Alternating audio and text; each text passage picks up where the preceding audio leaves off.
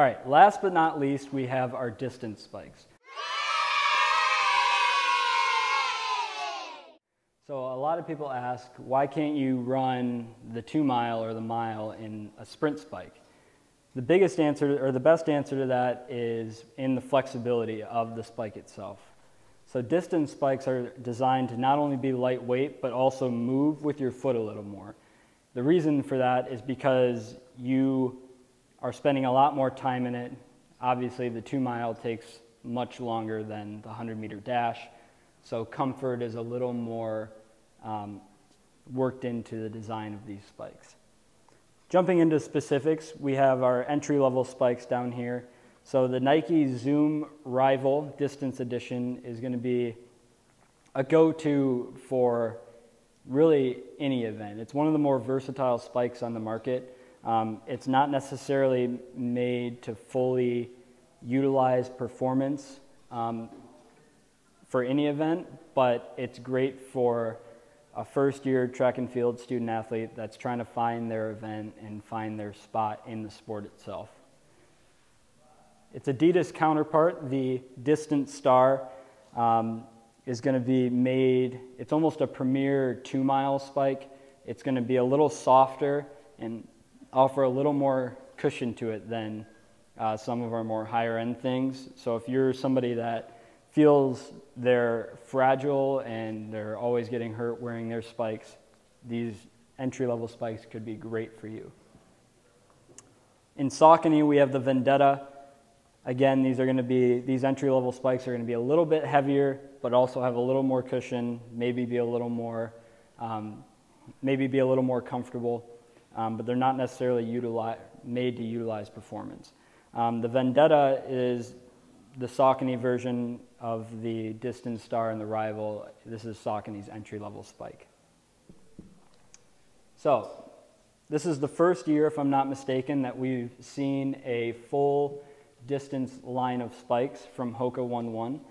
So Hoka 1.1, the LD is what this is called, has a horseshoe spike plate on it, which offers a little more flexibility in the toe. It's going to move with your foot because you obviously don't have this full 4-foot spike plate. The Evo Speed is its more higher end counterpart, so it has a nice wide toe box, features a full 4-foot spike plate. Surprisingly enough, or not surprisingly enough, from Hoka, we have a very comfortable spike. They both have a lot of cushion to them, but that doesn't necessarily come at the expense of weight. They are comparable in weight to just about any spike out here. The Under Armour Miler, as the name suggests, is kind of a go-to mile spike. It has a gold spike plate on it that comes halfway down, and what that does is it kind of helps spring you forward. This is a big update from last year. Last year, the Miler was not great. This year, we have a full knit upper, which is designed to reduce weight and really be a great spike when you combine it with that speed form lining. The Ballista is another good one moving into these more higher end spikes. This is one of the most lightweight spikes on the market, regardless of event. It has an ISOFIT upper, which is going to really hug the foot and be extremely comfortable. Combining it with a more flexible spike plate, you have a great distance spike that's super lightweight. The New Balance LD5000, as the name suggests, is made for events up to 5,000 meters on the track. It has holes in the toe, which are actually there for a reason. They're designed to reduce the weight. You have an anatomical toe box on here, which is really great. I'm glad we're seeing that from more companies in spikes, because historically they've always come to a point. It's a good looking spike, especially when you combine it with this cool New Balance midsole on the bottom. The last two are more higher end spikes and what I think are kind of the more top of the line distance spikes. The Adidas Avanti has a full length spike plate that's still very flexible. Combining it with the Boost foam midsole, you really can feel the performance benefits from both of those features.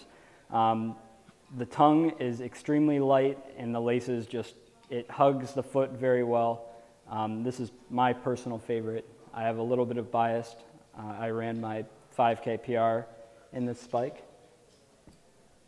So the last one is another go-to for more elite runners or more higher end runners. The Nike Zoom Victory has been around for a long time. I'm glad they brought back this anatomical toe box on it.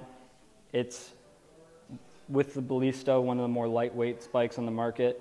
You can almost see through the top, and they even went as far to put a hole in the back of the spike to reduce weight. One thing that's really cool on these newer versions of this spike is the 3D printed spike plate. They're finally using that all around and making use of it to reduce weight, but still not reduce any performance benefits out of this spike.